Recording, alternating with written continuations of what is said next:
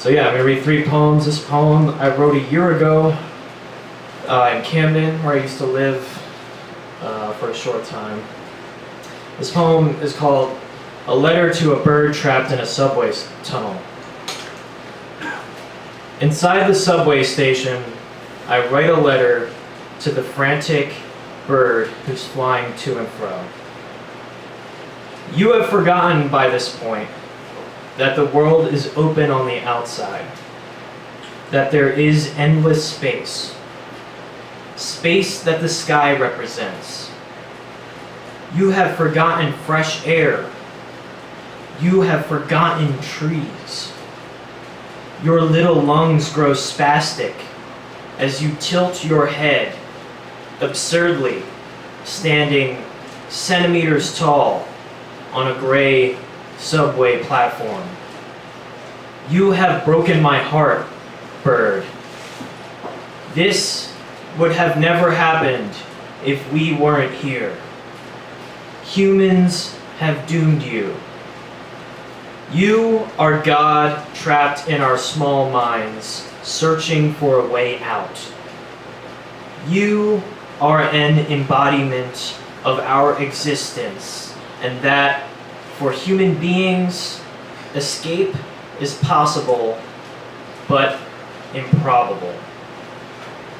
The train arrives, and I leave behind the letter on the metal bench for the bird to build a nest with, and perhaps find some rest down there. I wrote this poem today. Hopefully I'll be able to get through it. It's called Last Rites, a Narrative. My mother turned her head towards mine, her mouth dry, her lips like caverns. She looked beyond me, said, "I love you." 2 priests arrived simultaneously for her last rites, one black, one white, both wearing black and white. Neither knew the other one was coming, but both entered anyway. It's unusual to have more than one father perform this sacrament, the white one said to my family. It was like she's royalty, requiring a cadre of men of the cloth to prepare her for death. Her moans interrupted the priest's prayers, yet they persisted, standing over her body with hands outstretched.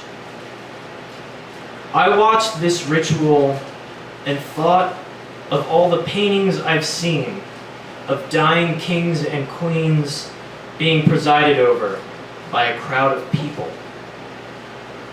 She was unaware of me or anyone in her pain as I attempted to hold her bony, jaundiced hand.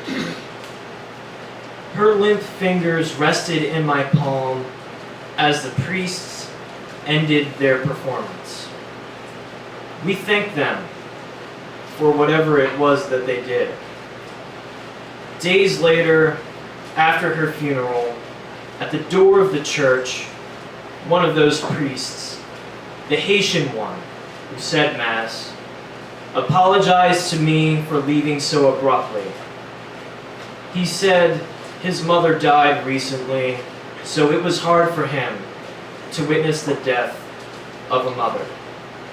This time, I thanked him sincerely and remembered my mom's final words.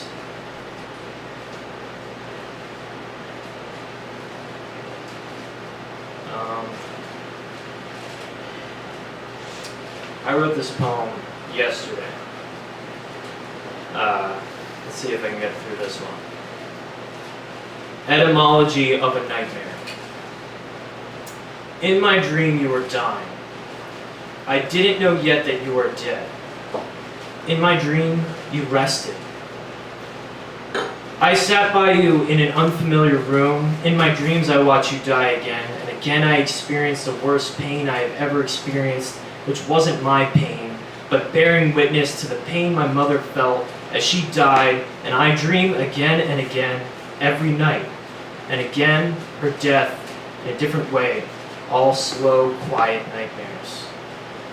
In my dream, you were dying, and I woke to Google the etymology of the word nightmare and stared at the results, which say Middle English, denoting a female evil spirit thought to lie upon and suffocate sleepers.